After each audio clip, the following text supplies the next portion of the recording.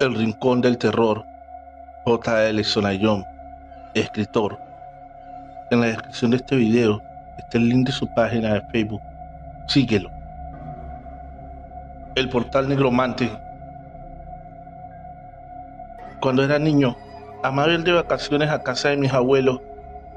Ellos vivían en un pequeño asentamiento llamado Apóstoles, bien al norte en la provincia de Misiones, donde el clima allí era pesado y muy caluroso. A mi madre no le gustaba mucho la idea de vacacionar en su pueblo natal, principalmente por el calor. Le afectaba mucho y más que nada su humor. Convengamos que de niña sufrió un traumático episodio del que jamás quiso hablar. Solo nos mencionaba sobre una vieja capilla de madera, la cual las mismas malas lenguas decían que estaba embrujada. Por tal razón, ella siempre aconsejaba que nos alejáramos de allí, pues cosas inexplicables sucedían en ese lugar. Era obvio que solíamos temblar de miedo al oír estas historias, pues ni se imaginan el terror que vertía por nuestros cuerpos al pasar frente a la capilla. Realmente asustaba el simple hecho de mirarla. Tal vez por eso nunca me cuadró aquel sitio. No obstante, nuestros abuelos nos narraban que por las noches solían escucharse estremecedores gritos provenientes de la iglesia. Además, siempre recuerdo a don Quique, el viejo almacenero, quien tardes enteras nos contaba aterradoras historias referentes al lugar. Tal vez, al ser tan inocente, me creía todos esos relatos y me los pasaba asustado. Todo lo contrario a mi primo Carlos, quien siempre justificaba las historias, explicando que eran inventos para espantar a los turistas de Apóstoles. La realidad fue que para muchos habitantes de allí, eso arruinaba un poco la paz y tranquilidad del pueblo. El tiempo pasó, crecí, y los años felices de mi infancia ya eran sombras del pasado. Había perdido a mis queridos abuelos, lo cual generó un derrumbe emocional enorme en mi vida. Pero eso era solo la antesala de lo que vendría, pues lo peor estaba a punto de llegar.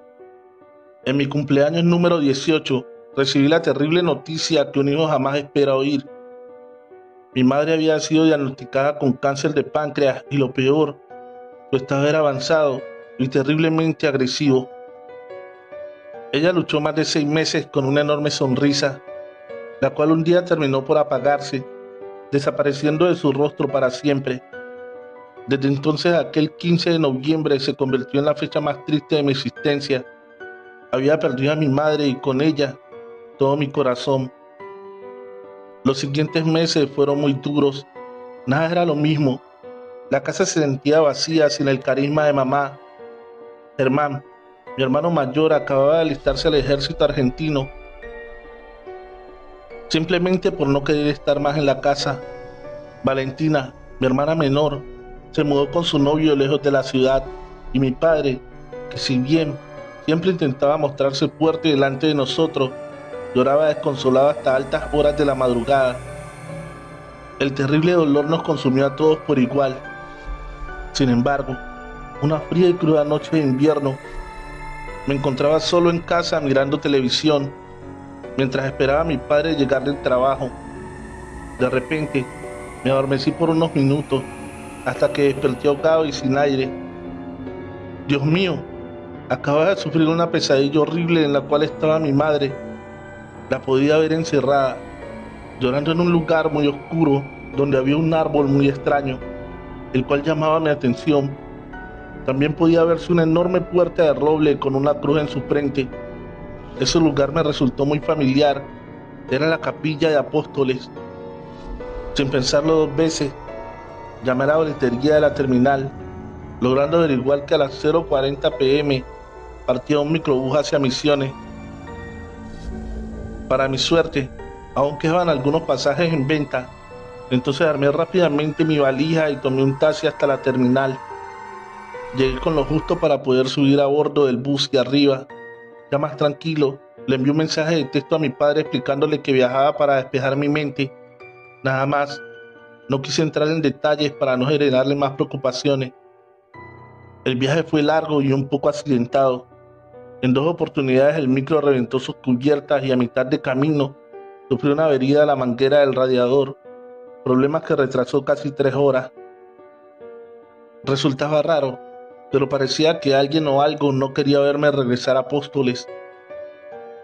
Por fin, después de casi 14 horas, había llegado a la terminal del pueblo. Allí estaba Carlitos, a quien llamé de camino para avisarle sobre mi llegada. Después de un fuerte y acogedor abrazo, él me miró fijamente, pues no lograba comprender qué estaba haciendo yo allí. Solamente le sonreí y palmeando su espalda le pedí que me llevara a su casa. Le dije que después de una buena ducha y horas de descanso, le contaría la finalidad de mi repentina visita. Una vez en su casa, mi tía Mari me recibió con llanto tendido. Sucede que cuando mamá falleció, ellos estaban vacacionando en Europa y no pudieron volver a tiempo para sus exequias. Reconozco que todas esas lágrimas aflojaron mis rodillas, mis piernas y terminé explotando en un lamento desconsolado e incontrolable. La tía Mari era la hermana mayor de mi madre. El parecido entre ellas era increíble, a tal punto que me impactaba mirarla fijamente. Realmente parecía estar viendo a mi mamita. Fue un momento muy duro y de congoja el que me tocó vivir aquella noche.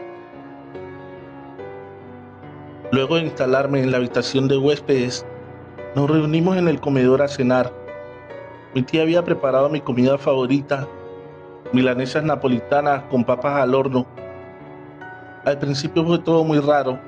Nadie decía ni una sola palabra. Mis tíos estaban tristes, sus miradas vacías lo decían todo, pues era claro que la repentina muerte de mi madre había golpeado duramente a toda la familia. Mientras hojeaba mi plato dando bocados de a ratos, Carlos interrumpió el silencio de la mesa para preguntarme directamente por qué había aparecido de la nada en Apóstoles. La realidad era que hace muchos años, desde que fallecieron mis abuelos, no viajaba a Misiones. De por sí, estaba seguro que eso molestaba mucho a mi primo. Hace tiempo que me había desaparecido, no llamaba, no escribía, ni siquiera un WhatsApp. Por ese lado comprendía y entendía a la perfección su reproche, principalmente porque a pesar de la distancia, nos habíamos criado juntos. Pero si bien no estaba muy de acuerdo con su cuestionamiento, no quise enfrentarlo para evitar un conflicto en tan delicado momento. Entonces, suspiré por unos segundos, dejé los cubiertos a un costado del plato y con mucha cautela le respondí a mi primo: Carlos, entiendo tu preocupación, la de todos, y la verdad se los agradezco. Pero la realidad es que no quiero entrar en conflicto con ninguno en esta familia. Por tal razón, voy a responder el motivo de mi presencia hoy aquí.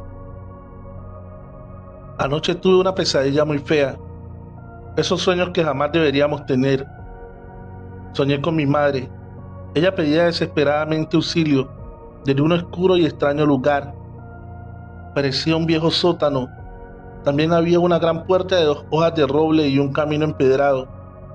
Aunque lo más tenebroso era un espectral árbol que emanaba humo y cenizas ardientes desde sus raíces.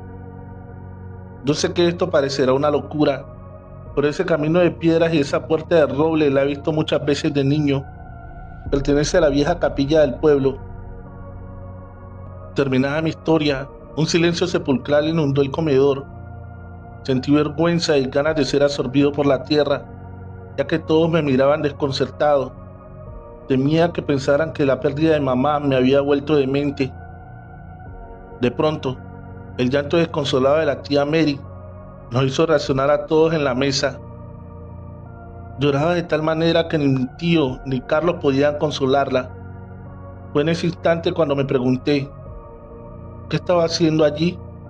No entendía nada. Me estaba manejando solo por impulsos y por una pesadilla. ¡Qué locura! No obstante, me levanté de la silla mientras intentaba disculparme con mi tía, cuando de repente me interrumpió ordenándome que me volviera a sentar. Ella mencionó que todos debíamos saber la verdad. Pasados unos minutos y luego de beber un vaso de agua, comenzó a relatarnos lo que el pasado había sepultado. Los días han sido muy tristes para mí. Algunos estoy un poco mejor, otros no tanto. Quisiera creer que todo es parte del proceso y que es normal. Extraño demasiado a tu madre y hagamos lo que digamos, nada nos traerá de regreso a Angélica. Pero la vida sigue, entonces creo que es momento de compartir la verdad, o algo que sucedió hace décadas y que a nosotras nos marcó para siempre. Este secreto lo llevo guardado en lo más profundo de mi conciencia y así perduró por la seguridad de nuestra familia. Pero debido a la muerte de Angélica, creo que es hora de revelarlo. Cuando éramos niñas, acostumbrábamos todas las tardes, antes de que el sol se ocultara, salir a bicicletear por el pueblo. Horas y horas de diversión paseando por las tranquilas calles de Apóstoles. Sin embargo, una tardecita de noviembre, estábamos a punto de regresar, cuando de repente observamos a una simpática anciana, la cual nos saludaba desde la tranquera de su chalet. Obviamente dudamos en acercarnos, ya que sus abuelos no nos permitían dialogar con extraños, pero esta mujer parecía tan inofensiva que fuimos igual. Al llegar, la amable abuelita nos contó que su nombre era Lucía y que hacía pocos días había adquirido el chalet de los Wassinger. La mujer nos preguntó nuestros nombres y nos obsequió 2 tarros de mermelada de calabaza. Nosotras contentas las aceptamos y le prometimos volver a visitarla, si es que nuestra madre estaba de acuerdo. Al subirnos a la bicicleta, recuerdo un frío tremebundo, el cual recorrió todo mi cuerpo. Sucedía que sin darnos cuenta, el chalet de Lucía estaba ubicado justo al lado de la capilla abandonada. Y si bien yo le llevaba 6 años a Angélica, ambas le teníamos pavor a ese sitio. Al siguiente día, mientras preparábamos la mesa para almorzar, le comentamos a su abuela sobre el encuentro con la simpática anciana. Nos ligamos un fuerte reto al principio, pero luego nuestra madre aceptó en que vayamos a visitarla, pero con la condición de que ella también lo haría. Recuerdo que las dos saltamos de alegría. Además, ambas sabíamos que ella se llevaría más que bien. Esa misma tarde, Angélica se dirigió al jardín a recoger manzanas del árbol del abuelo, mientras que yo me interné en el gallinero a recolectar huevos. Así, de esta manera, le preparamos una deliciosa tarta de manzanas a doña Lucía. Finalmente llegó el día sábado y mientras el reloj cucú de la cocina indicaba las 15:30 horas, nosotras esperábamos listas, bien arregladas, perfumadas y pernadas por mamá. Inclusive hasta nuestros vestidos nuevos estrenamos aquella tarde. Estábamos muy ansiosas de volver a ver a nuestra nueva amiga. No obstante, papá ensilló a Cata y Nula, nuestras yeguas tortillas, preparó el sulky y nos llevó a casa de Lucía. Al llegar, ella ya nos estaba esperando con la tranquera abierta y los mates listos, mientras un aroma muy rico a pan casero se escapaba del horno de la cocina. Después de saludarnos, nos sentamos bajo la sombra de un enorme paraíso y alegremente charlábamos las 4. Pasamos una maravillosa tarde. Su abuela estaba feliz y contenta, ya que no era una mujer de tener muchas amigas y con Lucía parecía haber encontrado una. Al regresar, recuerdo que las 3 no parábamos de hablar de las bondades de doña Lucía, aunque a mamá le terminaba resultando un poco raro que una señora de esa edad termine sus últimos años de vida viviendo en soledad. Además, era normal que en esa época las casas estén repletas de cuadros con fotografías de hijos y nietos. Entrañablemente en el chalet de Lucía no había ninguna, pero como el trato fue tan cálido, poco y nada nos importaron esos detalles. Las semanas transcurrieron y nosotras casi todos los días pasábamos a saludar a Lucía. Nos hicimos muy amigas de la señora. Mamá muy a menudo iba a visitarla, hasta el abuelo Ramón. En más de una ocasión se aparecía con los tíos Raimundo y Atilio, quienes con guitarra y bandoneón en mano se mandaban flor de peñas en la casa de la viejita. Hasta los vecinos más allegados participaban de esas inolvidables noches. Éramos tan felices. Los días transcurrieron y junto a ellos extraños episodios opacaron la tranquilidad del pueblo. Recuerdo que la primera rareza sucedió unos días después de Año Nuevo.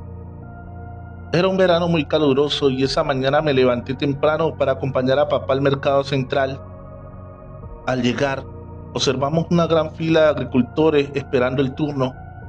Su abuelo, que era de muy poca paciencia, se bajó de la vieja estanciera y comenzó a dialogar con las demás personas.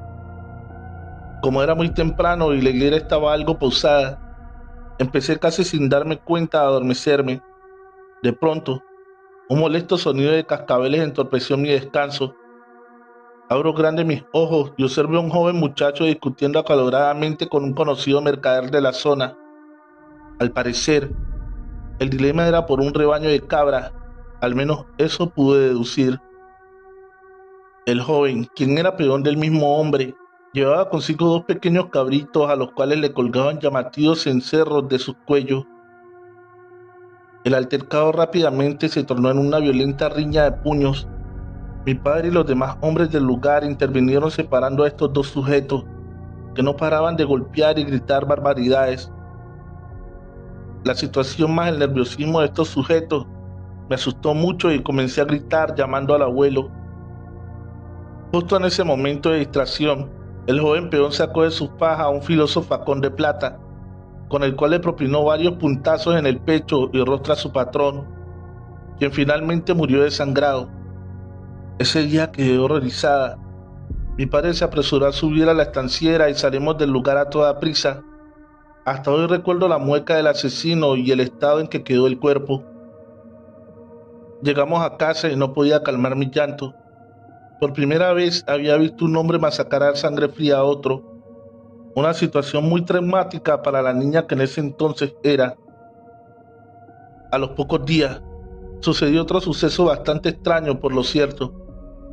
Mi padre, leyendo el diario regional, se entera que el asesino, el cual estaba siendo buscado por la policía misionera, había sido hallado sin vida pendiendo de un añoso árbol en el fondo de la capilla, pero antes de tomar esa drástica decisión, había confesado en una carta todo lo sucedido y sus razones en asesinar al patrón. Su nombre era Enrique Sosa, era un joven oriundo de Santo Tomé, Corrientes. Hace unos meses había llegado a su provincia a probar suerte laboralmente y lo consiguió al ser empleado de la estancia Guaraníes, donde el dueño de la chacra era don Esmerigildo Cubeñas, la mismísima víctima. Su tarea principal era en la estancia. Era el cuidado de los rebaños de ovejas y cabras, entre otras tareas. El joven amaba a esos animales, tanto que los cuidaba como si fueran de su propiedad. Hasta nombre les ponía a cada uno de ellos. Enrique era un muchacho muy humilde, de buenos principios y un gran corazón. Lo poco que él tenía lo valoraba como si fuera oro puro. Por esa razón, agradecía siempre a su patrón la oportunidad que le estaba otorgando. Sin embargo, una calurosa mañana, Enrique se despertó como todos los días a las 6 de la mañana, mientras esperaba que el agua del mate se calentara. Se dirigió a ver a sus queridos animales. Resultó extraño no escuchar el sonar de los cencerros. Muy raro, ya que las cabras eran bastante escurridizas al amanecer.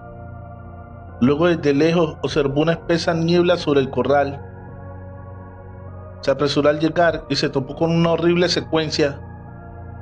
Todas las cabras mutiladas, despedazadas y sin vida, desparramadas en el lugar. Desesperado tomó su facón y comenzó a seguir rastros de sangre que lo direccionan directo al monte. Sin pensarlo dos veces, se adentra hacia la maleza. Allí era muy peligroso por la cantidad de serpientes venenosas que lo habitaban. Además, en ocasiones, merodeaban pumas por las noches. Pero nada de eso le importó al muchacho, quien sigilosamente se internó en su interior. A los segundos, comenzó a oír el sonar de los cascabeles. Se apuró, pues pensó que tal vez algún animal había sobrevivido. Pero estaba tan oscuro ese monte que los árboles espesos ocultaban por completo el sol. De pronto, el joven llegó a un claro y observó una avejentada mujer arrodillada de espaldas hacia él. La misma emitía gemidos irritantes y escarbaba desaforada la corteza de un árbol. Enrique la rodeó con precaución y terminó siendo testigo de algo tenebroso. La mujer tenía los dedos deshechos de tanto rasgar el tronco y peor aún, sobre su boca colgaba el torso de una de sus cabras. Creer o reventar, pero esa anciana era el motivo de la muerte de todo su rebaño. Cuando el muchacho exclamó un alarido de terror, la mujer se percató de su presencia, por lo que se abalanzó a una velocidad sobrehumana sobre él, golpeándolo sobre la espesa maleza. Enrique tomó ágilmente su facón y de un solo corte le cercenó la cabeza a la anciana.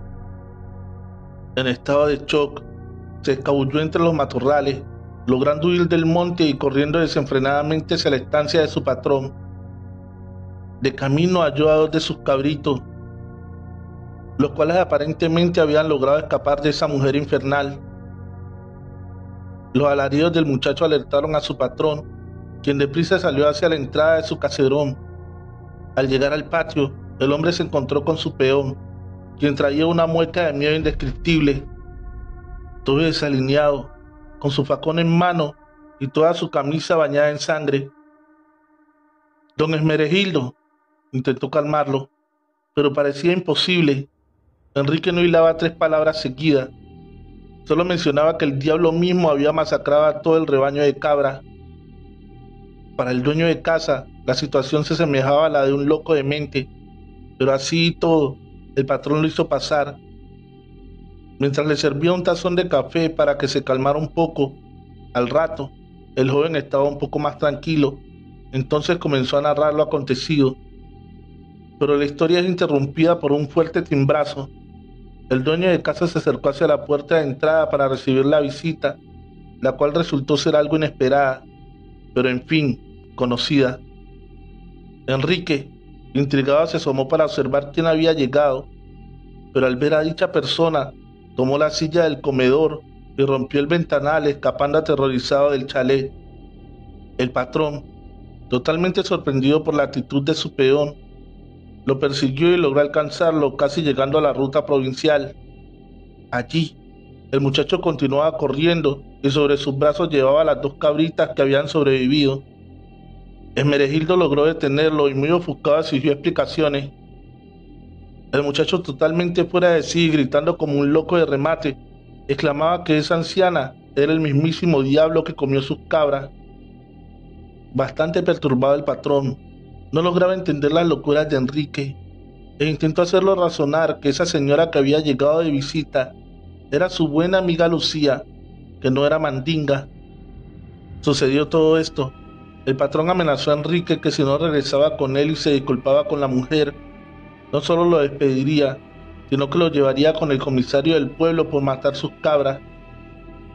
Ese comentario enardeció al muchacho, quien se avienta hacia su jefe golpeándole una trompada en la cara, mientras como un loco empezó a correr atravesando los campos con las cabras en brazos. Esto enfureció aún más a Esmeregildo, quien arrancó su camioneta y comenzó a seguirlo por los caminos linderos. Al poco tiempo, Enrique llegó a la zona más poblada de Apóstoles, el mercado central. Allí se volvió a cruzar con su patrón, quien a viva voz lo acusaba de asesinar a sus cabras.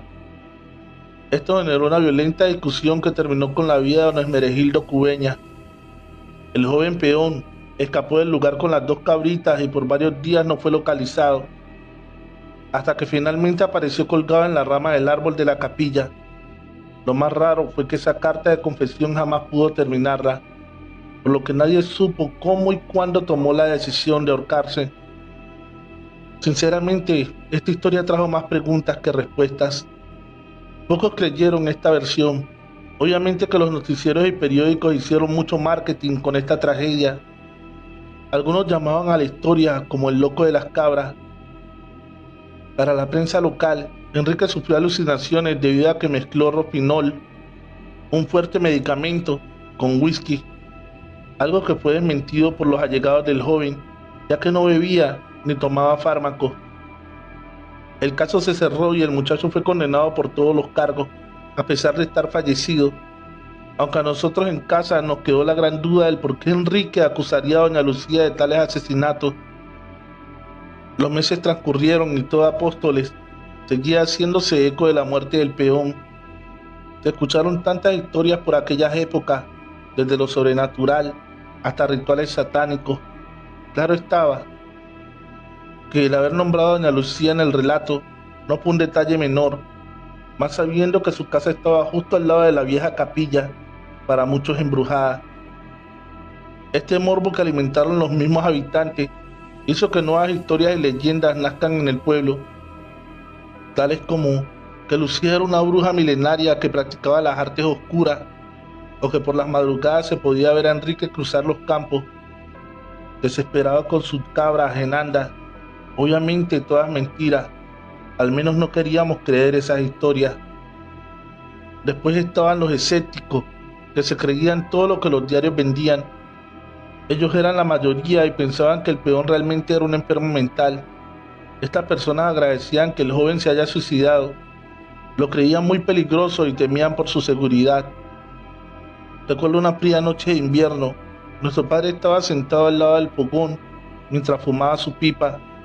Se lo veía más serio de lo normal, parecía estar preocupado o bien muy pensativo. Luego de unos minutos nos reunió a las 3 y nos preguntó si realmente creíamos en la versión de Enrique. Nosotras quedamos sorprendidas al escucharlo. Mientras, sin esperar nuestra respuesta, él confesó que recordaba que aquella mañana el muchacho en reiteradas ocasiones exclamaba: «Esa mujer es el diablo y se comió mis cabras». Esa oración le quedó grabada en su cabeza y lo mantenía intranquilo desde que todo esto había comenzado. Mi padre creía que el delirio del peón estaba relacionado con Lucía por varias razones. Por empezar, la anciana había dejado de ser esa dulce, simpática y tan amable abuelita para convertirse en una mujer huraña. Además, ya no salía tanto de su chalet y evitaba con excesiva notoriedad ser visitada. El rasgo más importante era su carácter. Lo había cambiado radicalmente, justo después de los trágicos acontecimientos. Para mi papá, doña Lucía parecía ser completamente otra persona. Al menos su personalidad demostraba eso. Esa noche, la verdad que me fui a dormir muy triste. Yo le había tomado tanto cariño a la anciana que me dolía mucho su nueva manera de ser. Recuerdo que aquella madrugada no podía pegar un solo ojo. Después de dar varias vueltas en la cama, pude al fin conciliar el sueño, pero enseguida me desperté muy asustada al sufrir una pesadilla horrible. Había soñado con la anciana, quien estaba de rodillas rasguñando la corteza de un árbol, muy desaforada, a tal punto que sus dedos demacrados sangraban sin parar. De pronto, se detiene en seco, pues claro, ella había notado mi presencia, giró su cabeza hacia mi dirección y con una voz desacorde y sombría me dijo una frase aterradora que jamás pude sacar de mi cabeza. En 38 años, Angélica morirá y arderá en el infierno. Luego de tal revelación, la superficie comenzó a agrietarse, tomando forma de un enorme portal, el cual dividía el infierno de la tierra. Justo en el instante en el que el suelo comenzaba a tragarme hacia un río de lava, logré finalmente despertarme. Al día siguiente, no podía dejar de pensar en ese horripilante sueño, a tal punto que se lo conté a Angélica, quien al terminar de oír mi historia se largó a llorar desconsoladamente.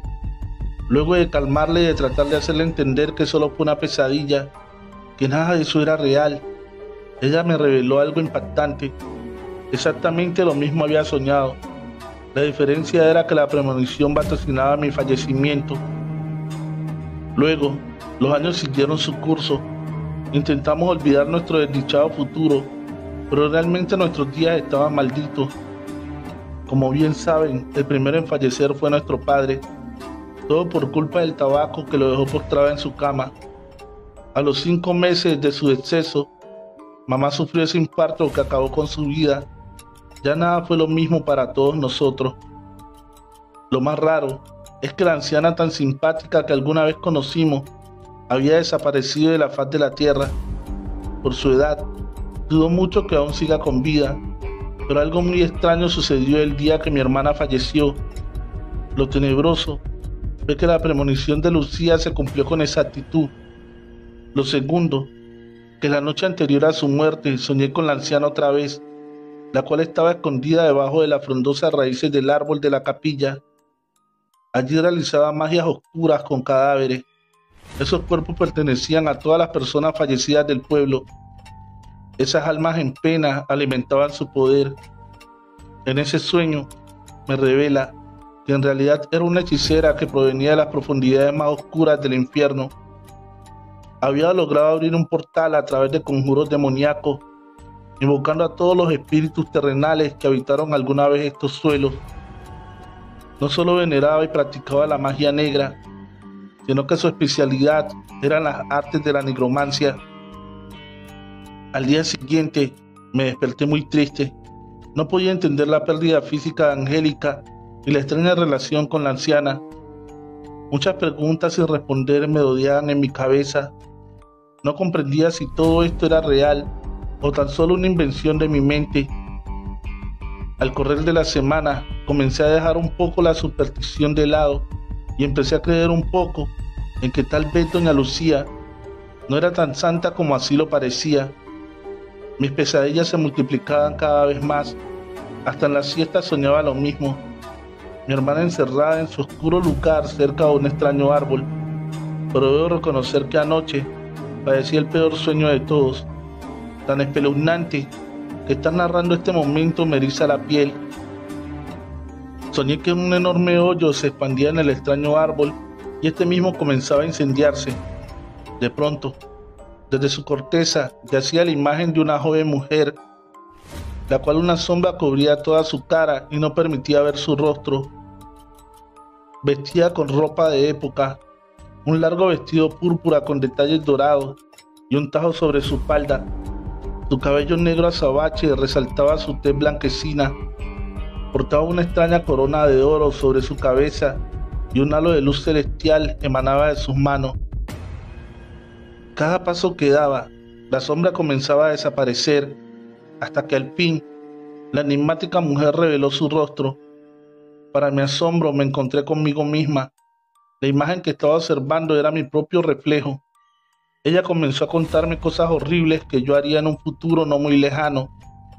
Me narró lo poderosa y peligrosa que es la magia nigromante, lo fuerte que puede hacer a quien tenga el privilegio de ser digno de ella. Su enseñanza del lado oscuro es altamente satisfactoria para una larga vida. Doña Lucía solo fue un envase de tan enorme poder maligno. La verdadera bruja nigromante cede sus artes oscuras a personas puras de alma y de corazones santos. Busca por décadas y décadas a un ente celestial para que todo ese poder pueda fluir y ser transformado en el más poderoso de la tierra. La nigromancia no funciona como un truco de magia. Sus raíces de todo auge se remontan a la fuerza vital de los no vivos. Digamos que los muertos alimentan esa fuente de energía oscura, la cual logra que la hechicería se expanda por todos los rincones del planeta. La entrada de nuestro mundo al de los muertos se encuentra en el sótano de la vieja capilla. Allí están encerradas más de 1000 almas en ese árbol infernal. Mi querida hermana es una de ellas. Les cuento esto porque aún no es tarde para rescatarla y salvarse ustedes. Anoche cuando desperté de mi pesadilla, sabía que tenía que hacer. Me levanté y fui caminando hacia la capilla. Como era de madrugada, nadie andaba por las calles, así que pasé desapercibida. Cuando llegué, entré por una puerta secreta en la parte trasera del templo. No me pregunten cómo sabía eso, porque ni siquiera yo tengo la respuesta. Solo sé que una voz extraña en mi cabeza me indicaba cómo entrar y hacia dónde debía ir.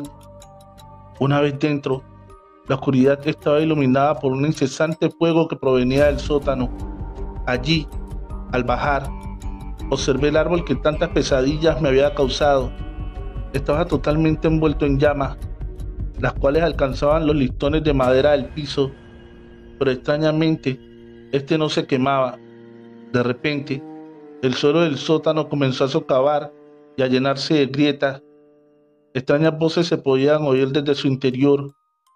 Eran todas las almas que encerraba ese maldito árbol. De pronto, un fogonazo infernal golpeó con gran fuerza mi cuerpo, y esa voz en mi mente obligó a abrir mi boca para que toda esa inmensa energía ingrese dentro de mí. La misma fue expandiéndose por todo mi ser. Fue en ese momento que pude ver en un rincón del sótano a mi hermana Angélica. quien lloraba implorando que me fuera de allí, pero ya era demasiado tarde. Todo ese poder oscuro comenzó a fluir en mi sangre, pero a su vez, gran parte de mi alma seguía luchando para que no me domine por completo. Por eso les pido que vayan a la capilla abandonada y destruyan ese maldecido árbol. Háganlo antes que la nigromancia se apodere completamente de mí. En ese momento, totalmente atónito, no podía mover ningún músculo del miedo, escepticismo o vaya a saber qué. De todo lo que había escuchado, por un segundo pensé que esta mujer había enloquecido, pero no. De pronto el silencio fue cortado por el grito desaforado de mi tío, quien desencadenaba toda su furia sobre mi tía, tratándola de loca, enferma, y de un sinfín de palabras hirientes. Luego de la escena, azota la puerta del baño y se encierra en él. Por otro lado, Carlos no sabía qué hacer. Sentía miedo y vergüenza a la vez, mientras mi tía lloraba desconsoladamente luego de todo lo sucedido. Entre sus lamentos seguía insistiendo que vayamos a la capilla. Nos imploraba que cumpliéramos la misión de destruir el demoníaco árbol. Era la única manera de salvarla a ella y de liberar a mi mamá. Sin embargo, justo en el instante que empiezo a creer que algo de esta historia tenía sentido, una horrible voz nació del interior de ella, haciéndonos saber que se nos había terminado el tiempo. En ese momento se levantó de la silla y comenzó a reír de forma alocada. Sus ojos brillaban como el fuego mismo y levemente empezó a flotar en el aire. Carlos, quien no paraba un segundo de gritar, alcanzó a huir hacia la calle. Mientras tanto, yo no pude hacerlo, pues me encontraba inmóvil, petrificado del miedo, hasta que de pronto un alarido aterrador se escuchó desde el interior del baño. Se trataba de mi tío, quien desesperado corría mientras su cuerpo estaba ardiendo en llamas. Mientras, al unísono se podía percibir la siniestra carcajada de ese ente que alguna vez fue mi tía. Ese segundo de distracción lo aproveché y salí a toda velocidad de la casa. De camino me topé con Carlos, quien envuelto en un ataque de nervios no dejaba de llorar. ¿Cómo para no hacerlo con todo el trastorno que habíamos presenciado? Lo agarré del brazo y casi a la fuerza lo llevé conmigo. No nos quedaba otra alternativa que intentar destruir el árbol de la capilla. Llegamos y el lugar estaba oscuro. Abrimos un pesado portón de madera y así logramos entrar. Sin embargo, una sombra delató que no estábamos solos. Se podía sentir la presencia de alguien a nuestras espaldas. Por suerte era un vagabundo ebrio que solo quería dormir en la capilla. Le dije que se fuera, pero él era muy insistente y nos siguió igual. Decidí enfrentarlo y le di un par de empujones, pero el matón sacó a relucir de su bolsillo una navaja y amenazante intentó lastimarme. Logré esquivarlo un par de veces hasta que rozó mi brazo izquierdo, el cual comenzó a sangrar un poco. En ese momento, el vagabundo abrió enormes sus ojos y empezó a apuñalarse hacia sí mismo, dándose muchos puntazos en su pecho, rostro y abdomen, hasta que finalmente colapsa y cae desvanecido sin vida. Algo extraño sucedía y creía saber de dónde provenía, pues nada bueno se estaba acercando. A lo lejos podía verse una estela de fuego flotar en el aire. Se trataba del aura de la bruja nigromante. Nos apresuramos y entramos por ese pasadizo que mi tía nos había mencionado. Fue así que con prisa nos adentramos al interior del sótano. Allí no se podía ver nada producto de la oscuridad que existía. Extrañamente los celulares dejaron de funcionar. Sinceramente estábamos aterrados estando allí. No obstante, encontramos el árbol, el cual se había incendiado como la pólvora misma. Seguido de esto comenzaron a suceder cosas muy extrañas. Rápidamente me doy cuenta que pasaba lo mismo que mi tía había soñado. Era exactamente lo que ella nos había narrado. Entonces, allí lo recordé todo. Principalmente que en un rincón estaba mi madre llorando. Entonces, sin pensarlo dos veces, empecé a llamar a gritos por su nombre, pero no respondía. Su alma no aparecía, hasta que el sótano se iluminó aún más. La presencia demoníaca de mi tía en el lugar ya era inminente. La bruja nos fue arrinconando en una esquina y comenzó a conjurar extraños hechizos. Cerré mis ojos y abracé a mi primo. Sabía que la muerte estaba tomándonos de la mano. Sin embargo, pasaron algunos segundos y nada sucedió. Con temor abrí mis ojos y observé un alma angelical amarrando a la bruja. Era mi madre quien nos estaba protegiendo de ese terrible mal. Al ver eso, entendí que debía destruir ese demoníaco árbol. Fue entonces que con la ayuda de Carlos logramos encontrar un hacha y con mucha furia empecé a darle golpes hasta derribarlo. Cuando logramos el cometido, miles de almas comenzaron a salir ascendiendo hacia el cielo y un fuego enorme se expandió en el recinto para luego ser absorbido por ese mismo portal, el cual se cerró definitivamente. Con nuestro último aliento, salimos caminando hacia las afueras de la capilla. Allí observamos que desde el cielo una luz intensa y brillante comienza a descender hacia nosotros. Era mi madre, quien ya no se encontraba más encerrada en ese oscuro sótano. Finalmente se había convertido en un alma celestial. En sus brazos cargaba a mi tía, a quien dormida recostó sobre el frío césped. Luego de ello, acarició su rostro hasta despertarla. Entonces, ni bien ella logró abrir sus ojos, sonrió entre lágrimas, como sabiendo todo lo que había sucedido. Mi madre solo la observó con ternura, mientras despegaba con sus enormes y blancas alas hacia el cosmos infinito. Ella finalmente se había convertido en un hermoso ángel celestial. Ese día comprendí muchas cosas, que el mal no solo es un cuento para niños, existe y es real. Pero sobre todo, pude entender que la misión de mi madre no era solo de este mundo. Tal vez por eso fue conocida en la tierra como Angélica. Hemos llegado al final de este episodio. Agradecería que con tu ayuda, dejando tu pulgar arriba, logremos llegar a 1000 likes. Deja tu comentario y si aún no estás suscrito a este canal, dale fuerte al botón rojo de suscripción, activando la campanita de notificaciones. Comparte este video en tus redes sociales o con un amigo, eso ayudaría muchísimo. Feliz noche, Tomasito, escrito por Alex Morales Gómez. En la descripción del video, el link de su página de Facebook, Misterio y Terror Morales. Síguelo. El cuentero era un personaje muy conocido por aquellos tiempos. Era un hombre que llevaba las noticias de un lugar a otro. Contaba lo que ocurría a viva voz. Muchos le temían porque decían que era un hombre que llevaba malos augurios. Y algunos que decían que eran brujos o que tenían pacto con el diablo. Mi bisabuelo, lo narré en alguna ocasión, era uno de estos cuenteros. Tomasito Morales salía de su pueblo natal, San Rafael, cruzando montañas y valles para llevar noticias o historias fantásticas. Así que llegó a Caracolí, un pueblo como todos los de esta región entre montañas, y donde se creía en Dios tanto como en el diablo, en la Santísima Trinidad, como en las brujas. Cuando Tomasito llegó al parque principal de Caracolí, prendió un tabaco, pidió un aguardiente y empezó con su relato. Eran eso de las 9 de la noche. Entre las montañas de Guatapé, San Carlos y Caracolí vive el diablo. En noches oscuras se oye rugir, busca almas buenas para llevar con él, ya que las malas le pertenecen. Si alguno quiere invocarlo y hacer un trato con el rey del infierno, suele ir a medianoche a un bosque bien oscuro.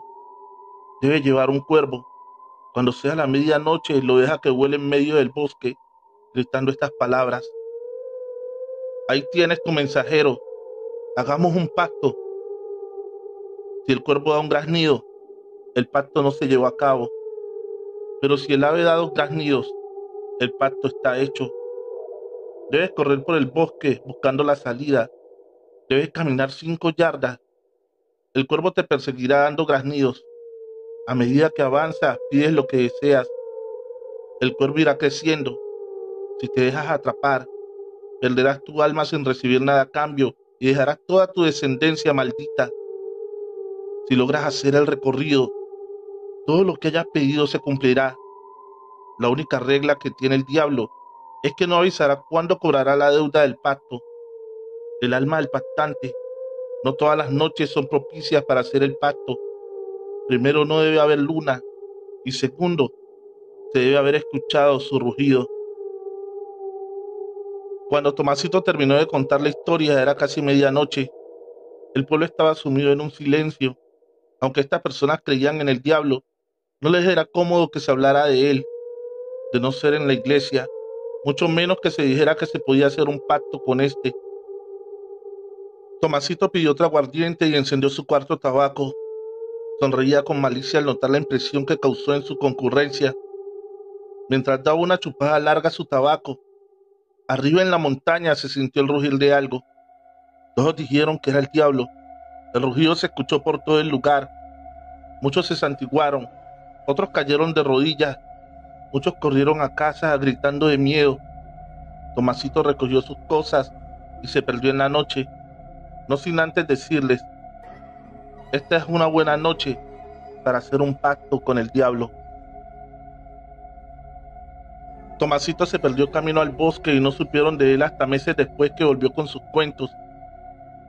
Al día siguiente que los leñadores fueron al bosque, encontraron 2 hombres muertos. Se les veía demacrados y con ojos desencajados. Lo que vieron al morir los dejó llenos de terror. Se dice que hicieron pacto con el diablo. Cuando Tomasito volvió meses después, le preguntaron qué había pasado con esos hombres. El viejo sonriente les dijo que habían perdido su alma, porque el cuervo los había alcanzado. En esta ocasión Tomasito contó una historia que los dejó más aterrados y pensativos. Como siempre, prendió su tabaco y se tomó un aguardiente. Así empezó esta vez su historia. Por los bosques de estos pueblos, entre las montañas y caminos solitarios, camina un anciano descalzo, diciendo que se puede hacer un pacto con el diablo. Ese pobre hombre intentó hacer también el respectivo pacto, pero el cuervo transformado en diablo logró alcanzarlo. Este hombre lo huyó. Cuando llegó sobre él, era un simple cuervo muy grande, pero al pararse de frente era un hombre. No se podía decir cómo iba vestido, porque se cubría con una enorme capa negra. Sus ojos eran fuego. Sí, así exactamente, 2 llamaradas ardientes. Su boca con una fila perfecta de dientes blancos, su nariz aguileña como si fuera el pico del cuervo. Sus orejas y cabellos no lograban verse. Era aterrador verlo. Con una sonrisa malévola y fría, le ofreció perdonarlo. Solo se llevaba su legado por todos lados, contando el pacto que se podía hacer. Le aseguró que más son las almas que se pierden antes del pacto a las que llegan a disfrutar de él. El hombre aceptó y sigue vivo, cumpliendo con su deber. En el pueblo se quedaron pensativos, mirando a Tomasito perderse de nuevo en el camino que llevaba al bosque. Iba descalzo como siempre. Años después le pregunté a mi padre qué tan real eran las historias del bisabuelo. Mi padre me dijo que solo lo hacía para ganar más oyentes, pero que solo eran cuentos. Trovadores, espero que les estén gustando estos relatos. De antemano quiero dar gracias por sintonizar este programa.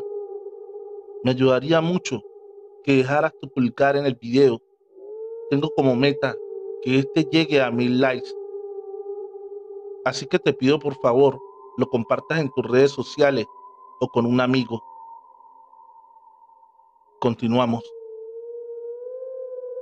El recodo de las brujas, escrito por Ale Morales Gómez. Cuentan que después de muerto don Otoniel, nadie volvió a pescar en su lugar predilecto. El recodo de las brujas lo llamaban. Era un entrante del río bajo unos árboles grandes. Casi nadie se aventuraba a pescar allí, porque se decía que ese lugar lo visitaban las brujas. Solo Otoniel se atrevía a ir. Era él quien sacaba los peces más grandes. Por esto se decía que tenía un pacto con el diablo o que era brujo. Lo cierto es que en vida del viejo, algunos osaban pescar allí, pero después de la muerte del viejo nadie se atrevía a visitar el recodo. Aseguraban no solo ver las brujas, sino el alma de Otoniel que seguía por allí rondando. El viejo empezó a deteriorarse de un día para otro. Sin más cayó en cama y dejó de comer y beber ningún líquido. A ese paso no duraría 2 semanas, decían los médicos. Pero así pasaron 4 meses sin comer y beber. Se volvió un cadáver en vida. Daba unos gritos espantosos, pidiendo que por favor lo mataran. Pero ¿quién podía cumplirle ese capricho que lo podía llevar a la cárcel? Se dice que esa noche que por fin murió, un gran huracán azotó el poblado. El río se creció como nunca antes, llevándose animales y destruyendo cultivos. Juan Jesús, un joven de esos que llaman especiales, lo sorprendió la tormenta en una pequeña choza al lado de donde vivía Otoniel. Este joven asegura que él vio llegar la tormenta. Era un hombre vestido de negro que llegó volando. Entró en la casa de Otoniel y salió jalando a este de los pies. Al salir de la choza, se desató la tormenta. Tormenta que era el mismo hombre de negro y quien llevaba a Otoniel por los aires, mientras este gritaba que lo perdonara. Desaparecieron entre la tormenta y la oscuridad. La verdad, pocos le creyeron la historia al joven. Decían que había visto visiones debido al miedo de la tormenta. Llegué nuevo al poblado, pescador como todos aquí.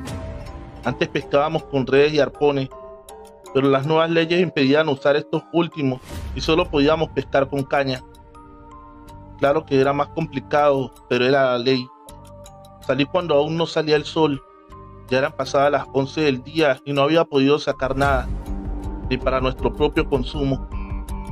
Sabiendo la historia del recodo de las brujas, decidí que debía ir a probar suerte allí. Era yo un hombre adulto para dejarme asustar por esos cuentos. El recorrido de donde yo estaba al recodo siempre era largo. Así que llegué al lugar a eso de las 3 de la tarde. Hacía un sol radiante. Quienes pescamos por allí sabemos que esa no es una buena hora para la pesca. Hay que esperar a que sean casi las 5 de la tarde.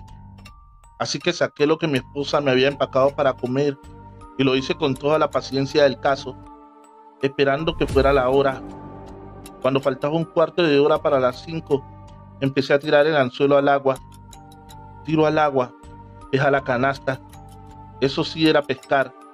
Llevaba unos 15 peces ya, cuando se escuchaba un aletear de animales. Claro que yo los escuchaba en el aire, pero yo miraba el agua del río, porque esta daba grandes olas como si de un cardumen de peces grandes se tratara. Mi anzuelo estaba en el agua, cuando siento el jalón de un gran animal. Olvidé todo lo del revolotear de aves y el movimiento del agua. Me concentro en sacar ese gran pez. Estoy en el forcejear, cuando veo que es mucho más grande de lo que creí. Lo voy cansando, soltando y jalando del sedal. Cuando sé que ya es mío, lo traigo hasta la orilla por completo. Cuando lo tomo en mis manos, mis ojos no pueden dar crédito a lo que ven. El pez tiene cara de hombre. Es un anciano con barba blanca. Doy un grito de terror y tiro al animal con cara de hombre al río. Al caer de nuevo al agua, da una carcajada estridente. Yo tomo la canasta con los peces y corro como perseguido por el diablo. En verdad así me siento, porque detrás de mí, corriendo, volando por las copas de los árboles, algo me persigue dando chillidos. En momentos suena como chillidos, en otros como risas. No sé lo que es, solo sé que tiene que ser seres demoníacos y sigo mi camino a toda prisa. Eso sí, sin soltar nunca la canasta de los peces. Al llegar a un pequeño puente me encuentro un anciano que me pide venderle los peces. Miro hacia atrás y noto que ya nada me persigue, así que me agacho a sacar mis tropeos de pesca, pero al abrir la canasta veo que solo hay cenizas negras.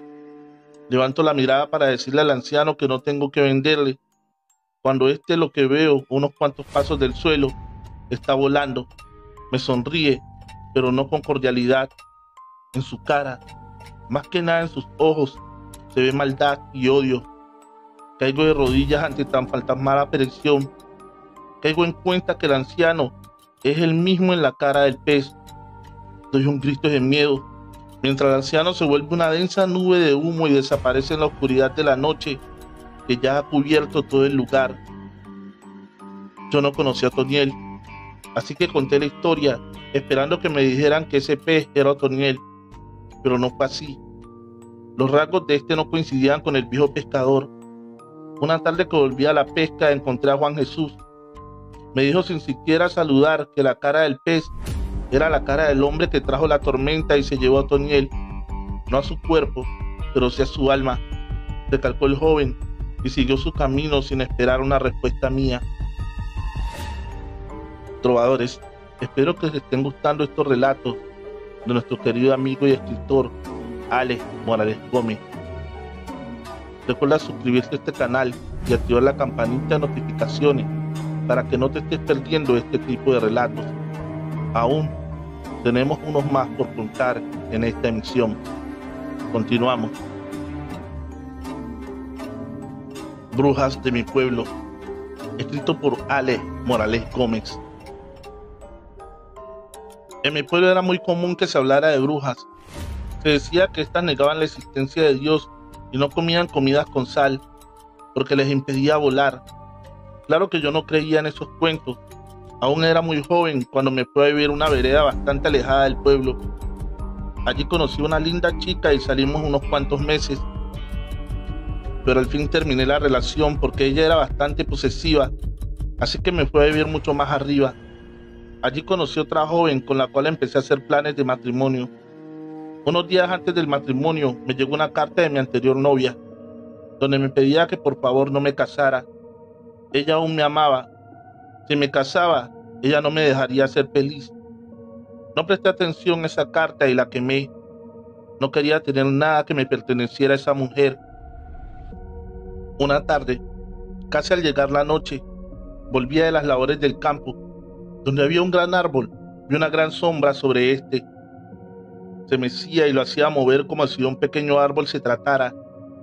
Lo que hubiera allí tenía que ser muy grande para moverlo de tal manera. Me quedé atento intentando ver de qué animal se trataba.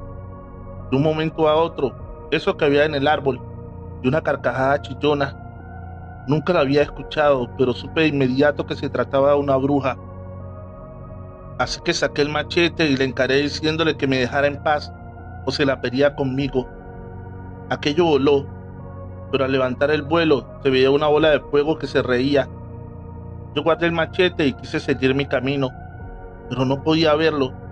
Yo seguía ahí mismo al lado del gran árbol, pero no había camino, estaba perdido.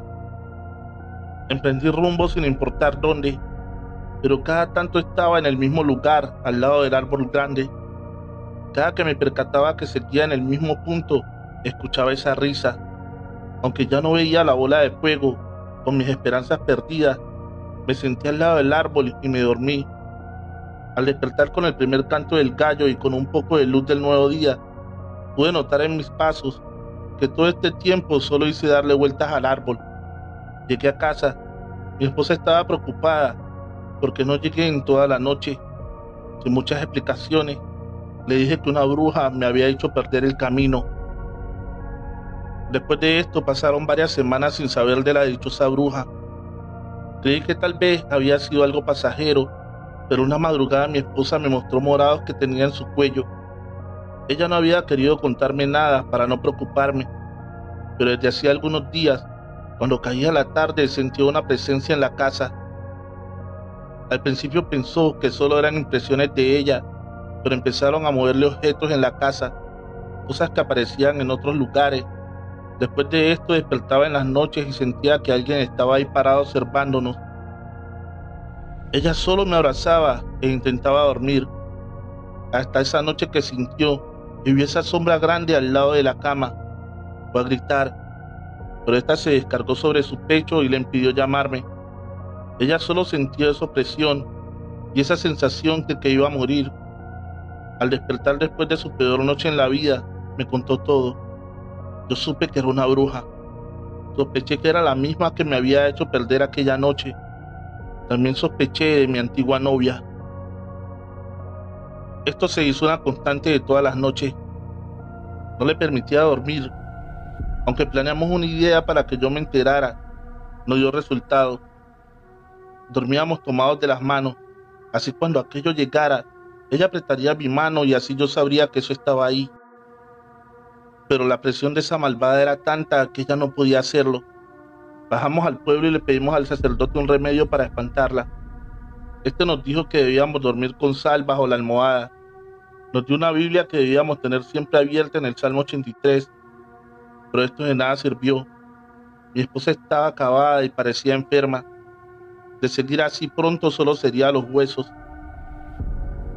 Ella tenía unos meses de embarazo, nuestro primer hijo. Aún no lo habíamos sentido mover. Una noche que aquello llegó, la criatura se movió. Desde entonces aquello no volvió a molestarla a ella. Ahora era a mí a quien me visitaba.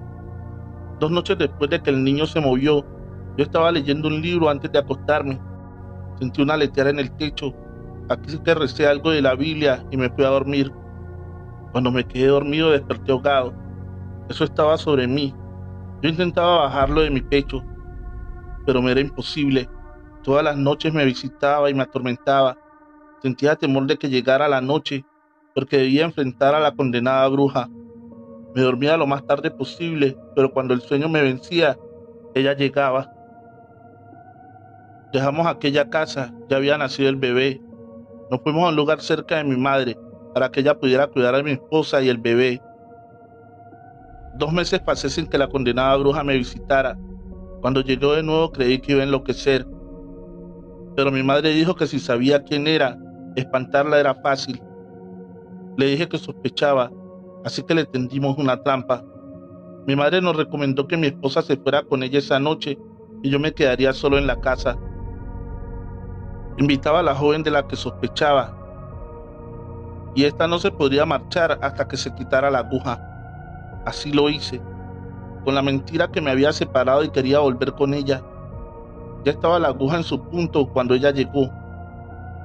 Hablamos de lo que habíamos vivido. Cuando empezó a oscurecer, ella se puso nerviosa.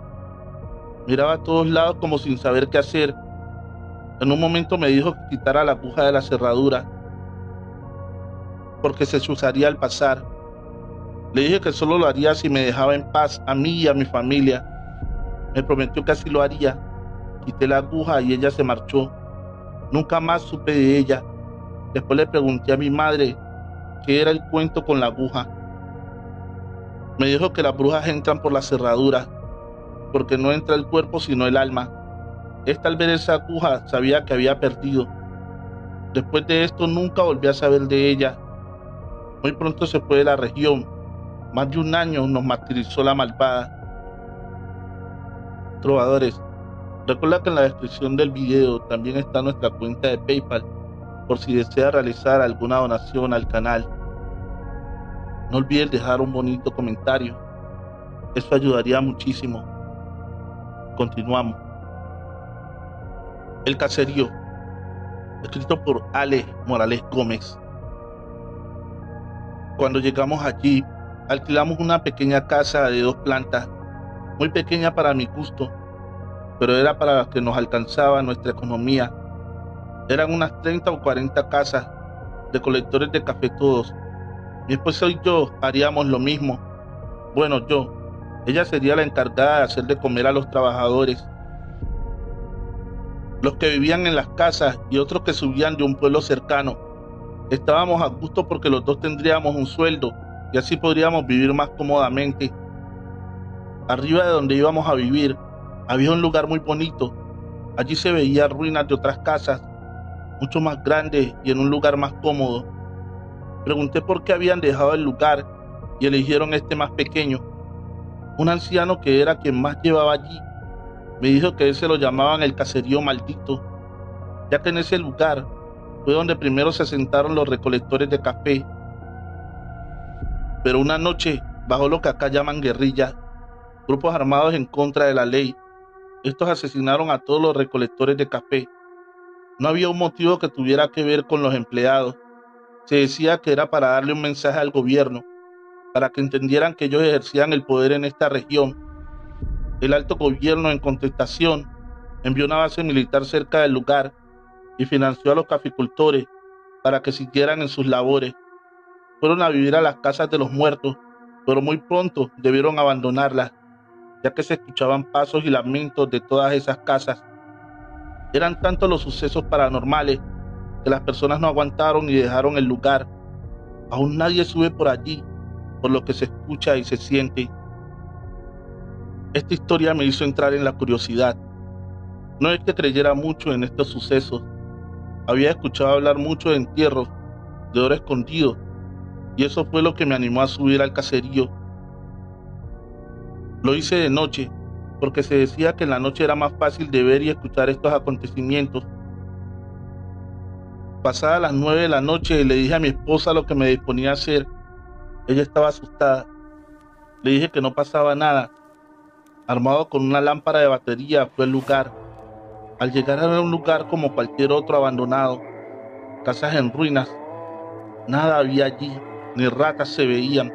Entré, caminé por todos lados, no pasaba nada.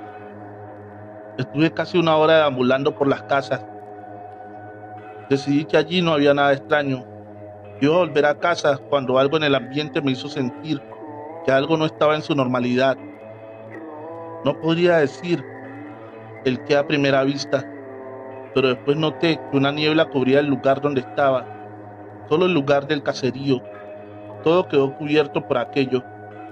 Creí que tal vez solo era cosas del clima, pero quería volver a casa. La lámpara se le fundió la bombilla, quedó a oscuras por completo, cuando unos lamentos me hicieron volver la mirada. No provenían de una casa en específico, se escuchaban en todas las casas. Era un simple lamento, pero se te metía por los poros y llenaba cada célula de tu cuerpo de terror. Así que sin pensarlo más, decidí que me iba a casa. Allí pasaba algo tenebroso, pero no distinguía el camino de regreso en medio de esa niebla. Estaba confundido y perdido. Los lamentos que antes se escuchaban retirados estaban junto a mí. En todos los rincones, un olor a sangre se entró por mi nariz, tan fuerte que debí cubrirme. Yo iba y venía como loco, sin saber a dónde. En un momento dado, vi sombras. No son muy nítidas, pero las veo correr. Empiezo a escuchar los lamentos más reales. Son voces que piden ayuda, claman piedad. Caigo de rodillas y me cubro los oídos. Ya no me importa el olor a sangre fresca. En ese momento es mucho más fuerte, pero las voces son más aterradoras. Empiezo a gritar junto a ellos que por favor me dejen en paz. Ruego que me dejen ir. La niebla desaparece suavemente. Los gritos se aplacan. Los lamentos terminan. Todo vuelve a la normalidad.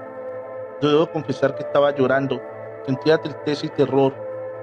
Salgo de allí dándome contra las paredes. Al estar en los límites del caserío me encuentro de frente a un anciano andrajoso. Alguien que nunca había visto por allí. Me preguntó qué buscaba allí. No supe responderle. Me dijo que los dejara en paz. Ya les habían hecho mucho daño en vida para que siguieran interrumpiendo su muerte también.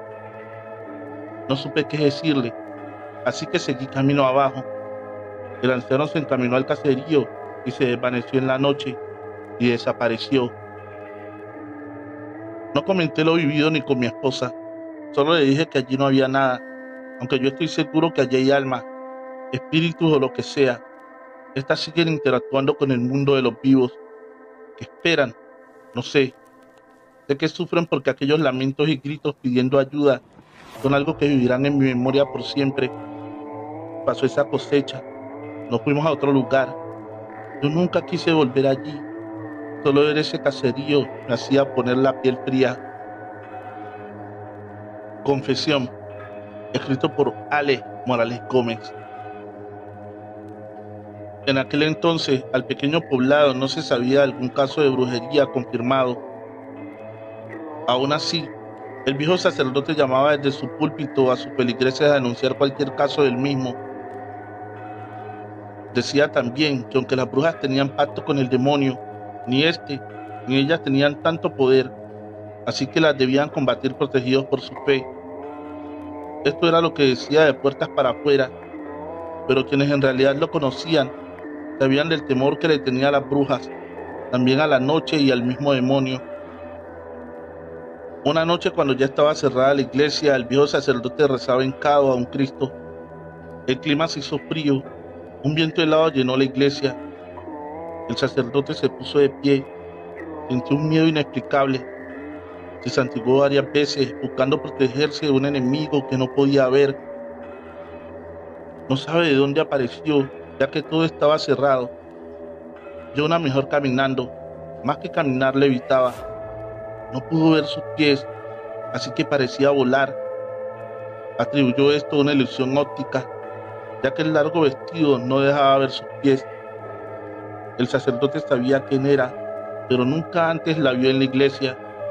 Esta sonreía, una sonrisa que llenaba de miedo al viejo sacerdote. Le dijo a este que quería confesar. No dijo confesarse, dijo confesar. El sacerdote con su mano le señaló el confesionario, pero esta no dio un paso, así que el sacerdote entendió que debía hacerlo ahí de pie. Esperó que ella se arrodillara, pero tampoco lo hizo. «Dime, hija», preguntó él. Ella volvió a sonreír, haciendo que él sintiera frío en su alma. «Soy una bruja», dijo sin más. Este quiso decir algo, pero sus miedos no lo dejaban articular palabras. Por fin pudo hablar y le preguntó por qué le contaba aquello. Esta le respondió que porque así sería el único su aliado y confidente, porque no podría delatarla, porque aquello era secreto de confesión. Este derramó una lágrima mientras ella abandonaba la iglesia. El sacerdote, en su impotencia de no poder decir esto, lo escribió en una hoja y lo guardó en su diario. Quería que algún día alguien lo encontrara y juzgara a aquella mujer. El viejo sacerdote murió con su secreto. Cuando el sacristán fue a organizar la habitación para el nuevo sacerdote, encontró aquella nota que no tenía ningún nombre, pero las referencias daban exactamente con quién era la mujer. El sacerdote no llegaría hasta el día siguiente, pero este decidió entregarle la carta y decirle quién era la mujer. Para aquel momento ya se sabía varias mujeres que eran brujas en la región, así que dejó la carta en el escritorio y se fue a casa. Se dice que esa noche, esto es más parte de la especulación porque nadie lo vio, el sacristán iba llegando a casa cuando se encontró a esa mujer, la bruja, sonriente como siempre. A él se le heló la sangre, no sabía por qué, pero esta no venía a nada bueno. Se dice que le permitió vivir para que viera su poder, pero lo que impediría contarlo. Al día siguiente lo encontraron tirado al lado de un árbol. Estaba vivo, pero había perdido la voz y el movimiento en su cuerpo. Se podría decir que era un vegetal, pero consciente de todo. Cuando el nuevo sacerdote recibió el cargo, vio la carta, pero para él no hacía referencia a nadie, simplemente a una bruja de la región. Como este apenas llegaba, no tenía el por qué saber de la mujer y sus referencias. La carta pasó a los archivos de la iglesia. Años después, una mujer que trabajaba allí limpiando pudo ver esa carta y supo de quién hablaba la misma, pero guardó el secreto. Era su propia abuela, la misma que murió de vieja en su propio lecho, porque se cree que las verdaderas brujas tenían tanto poder que nunca llegaron a ser juzgadas. Trovadores, recuerden que en la descripción del video se encuentra el link de la página de los autores de las historias que se narran en este canal, así como de mis otros canales. Te invito a que te suscribas a mi canal Trovit Scary Stories de series de terror y creepypastas para que pronto lleguemos a los 1000 suscriptores. La casa del brujo. Desde que aquel hombre llegó a vivir allí, siempre le dijeron el brujo. Su aspecto y su personalidad era lo que más se le parecía a un brujo. Más aún que en las noches allí se escuchaban ruidos extraños, gritos y quejidos, los cuales no se podían definir si eran de personas, animales o espíritus. Unos días después de llegar el mencionado brujo, llegó también una mujer, al parecer su esposa. Esta era mucho más misteriosa que él, taciturna y de pocas palabras. Muchos la llamaban la muda. Después de unos pocos días, esta aparece muerta. Las circunstancias son bastante extrañas. Al parecer se tomó una bebida que estaba envenenada. Aunque la policía investigó, no sacaron nada en concreto. Él siguió allí solo por un tiempo. En el día nada se sabía de él. Al parecer dormía, pero en las noches era otro cantar, los ruidos, los gritos, los rezos. Aunque allí no se veía que pasara nada, las personas aseguraban que allí se hacía brujería. Una semana después de la muerte de su esposa, llega allí otra mujer. Esta más joven, al parecer era la nueva pareja del brujo.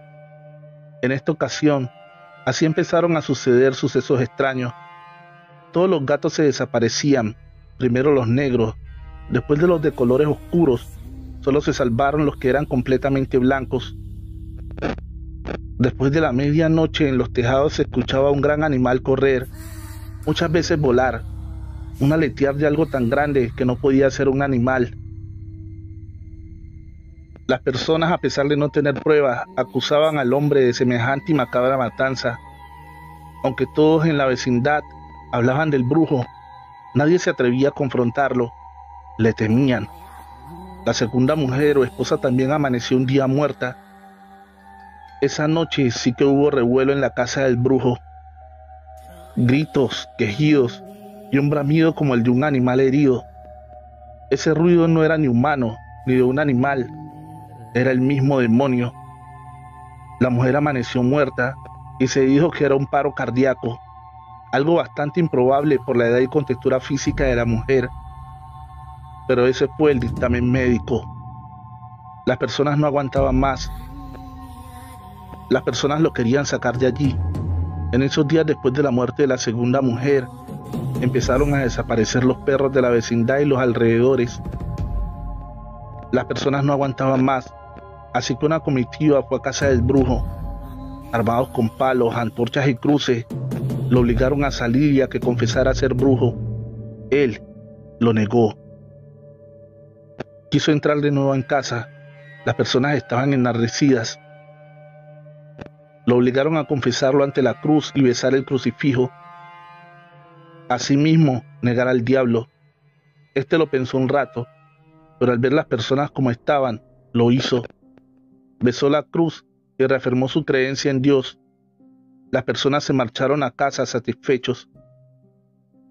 Esa noche, pasada la medianoche, se escuchó aquel bramido, el de algo que no era de este mundo, algo que tenía que ser el demonio. Porque ninguna persona o animal son capaces de emitir semejante bufido. También las personas sabían que cuando éste lo escuchaba, había un muerto. Lo que no pensaban es que el muerto sería el mismo brujo. Solo en la tarde del siguiente día, alguien se percató por una ventana que había un cuerpo colgado de una viga que había a la entrada en la puerta principal. Se llamó la policía.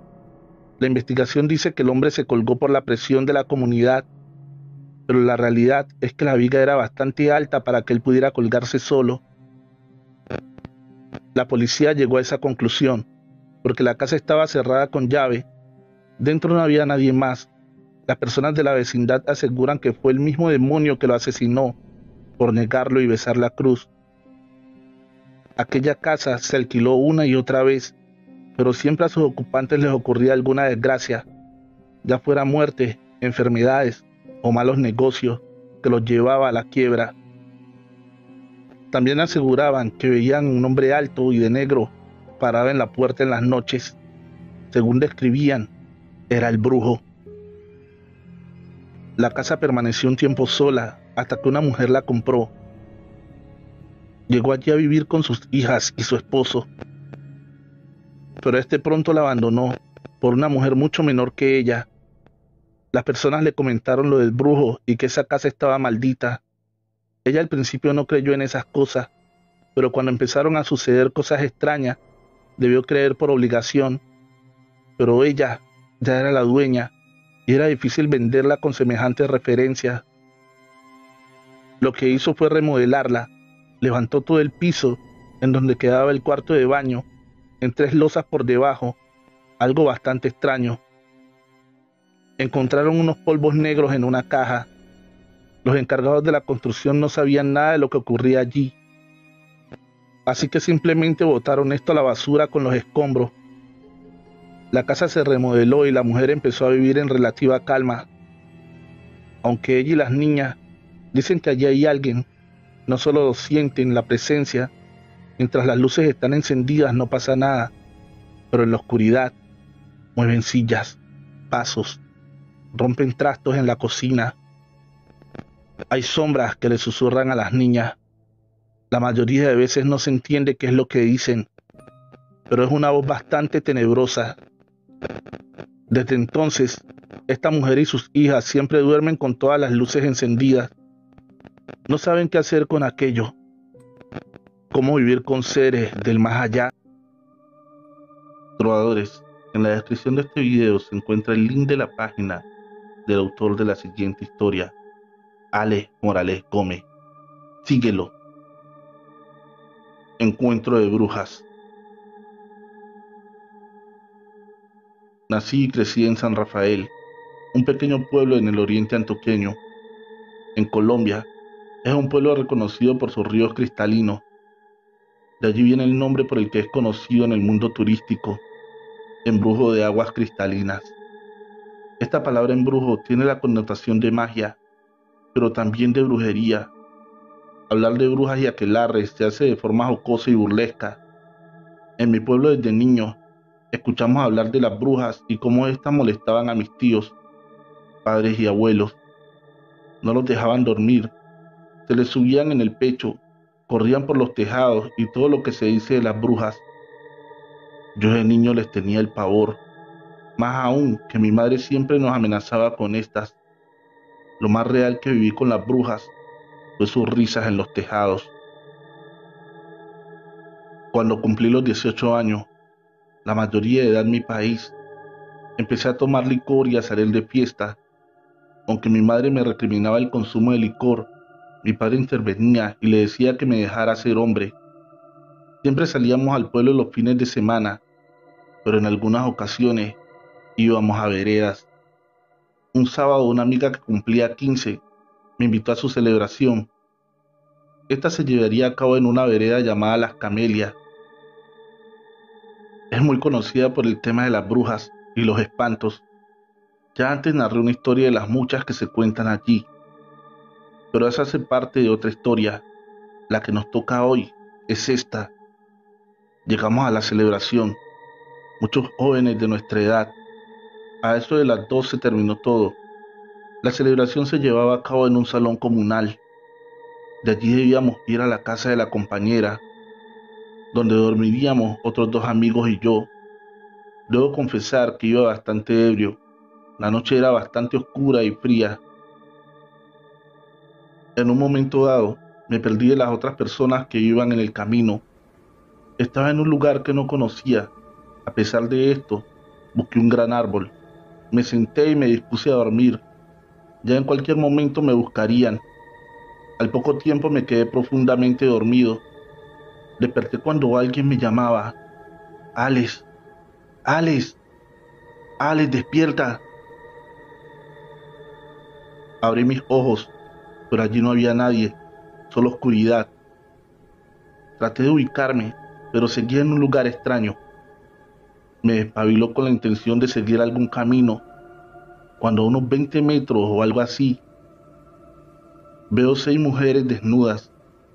Las veo danzar alrededor de un pequeño muñeco, un becerro o un carnero. Bailan y cantan en un idioma que no entiendo, porque estoy muy ebrio o porque es una lengua extranjera. Voy a acercarme a ver qué pasa, cuando noto algo extraño. El becerro iba aumentando de tamaño. Quedo ahí plantado, aterrado, aterido, yerto. El becerro crece hasta ser más grande que un hombre. De un momento a otro da un bufido infernal. De su boca sale una llamarada de fuego. Las mujeres dan algunos gemidos de contenido erótico, como si estuvieran teniendo un orgasmo. El ambiente se hace más denso, la noche más oscura. Una niebla negra cubre todo, un olor a azufre.